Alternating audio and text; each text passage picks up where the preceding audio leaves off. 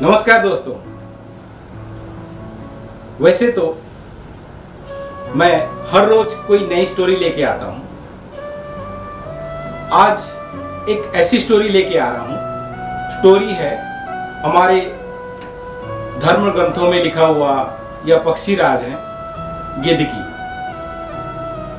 वैसे तो सनातन धर्म में गिद्ध को हम बहुत मान्यता देते हैं और हम जानते हैं कि ये बहुत उपयोगी भी हैं और हमारे वातावरण को स्वच्छ रखने में बहुत सारा योगदान देते हैं।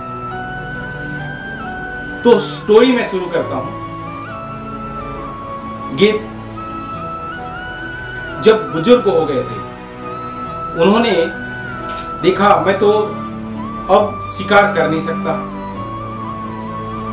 अब उन्होंने बाकी पक्षियों से बोला कि मुझे दिखता नहीं है, मुझे खाने पीने का सामान जो है या शिकार नहीं कर सकता, तो मैं ऐसा करता हूं, मैं आपके बच्चों का ख्याल रखूंगा जब आप खाना ढूंढने जाते हैं।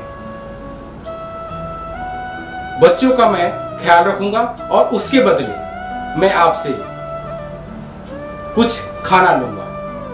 तो सारे पक्षी खुश हो गए क्योंकि एक बुजुर्ग का सहारा था और सारे बच्चे उनके संरक्षण में रहेंगे और हर रोज उनकी देखभाल हो पाएगी। तो सारे पक्षियों ने हाँ करा और सबने मिलके ये बोला कि ठीक है, आप हमारे बच्चों की ख्याल रखिए और हम आपको खाना देते हैं। और वृद्ध गिद्ध जो उनको कम दिखता था, वो बच्चों का ख्याल रखने लग गए। एक दिन एक मोटा बिल्ला जो देखा इतने सारे चिड़ियों के बच्चे हैं, तो वो सोचा कि मैं अगर इन बच्चों तक पहुंच पाऊं तो इनको मैं खा सकता हूं। तो उसने एक चालाकी करी। उसने गिद्ध के पास पहुंचा तो गिद्ध ने उनको बोला, कौन आया है तू? तो बिल्ला बोला कि प्रभु, मैं तो आपके शरण में आया हूं और मैं अब नॉनवेज छोड़ चुका हूं, मैं शिकार भी नहीं करता। मैं अब सोचता हूं कि कोई स्वामी जी या किसी महात्मा के साथ रह के अपनी ध्यान ज्ञान की आगे बढ़ो। तो गिद्ध महाराज बोले, ये तो बड़ी अच्छी बात है। तो उन्होंने उसको अपने पास रख लिया। बिल्ला हर रोज गिद्ध की सेवा करता और उन लोगों का ख्याल रखता। धीरे धीरे वो गिद्ध का बहुत विश्वसनीय प्राप्त हो गया। अब हुआ क्या कि एक दिन सारे चिड़िया, सारे पक्षी जब अपने खाना ढूंढने के लिए बाहर निकले, तो जो सातिर बिल्ली थी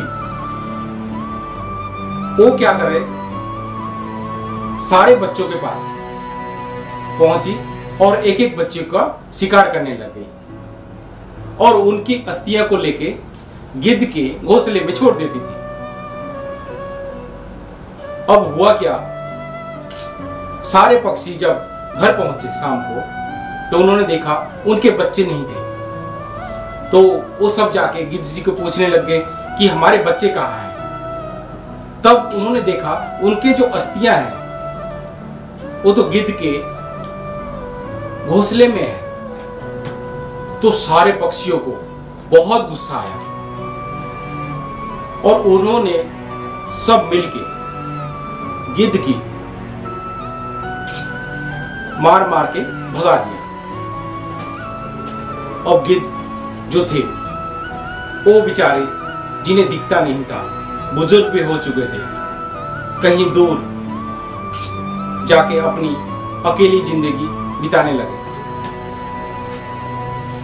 अब होता क्या है कि एक सज्जन आदमी के साथ अगर कोई दुर्जन जो कपटी हो वो आके उनके साथ रहता है तो उन्हें लगता है कि वो उसका मन बदल गया या वो चीजें बदल चुका है, पर ऐसा हर बार नहीं होता।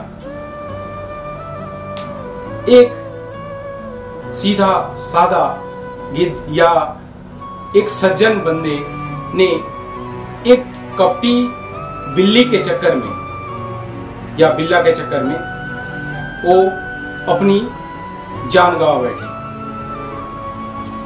तो हमें कभी किसी से मित्रता करनी है या किसी को संरक्षण देनी है तो हमें याद रखना होगा कि वो किस प्रकृति का है और हमें हर बार परखनी होगी कि क्या हमें उन पे भरोसा करना चाहिए, क्या हमें उन्हें संरक्षण देनी चाहिए।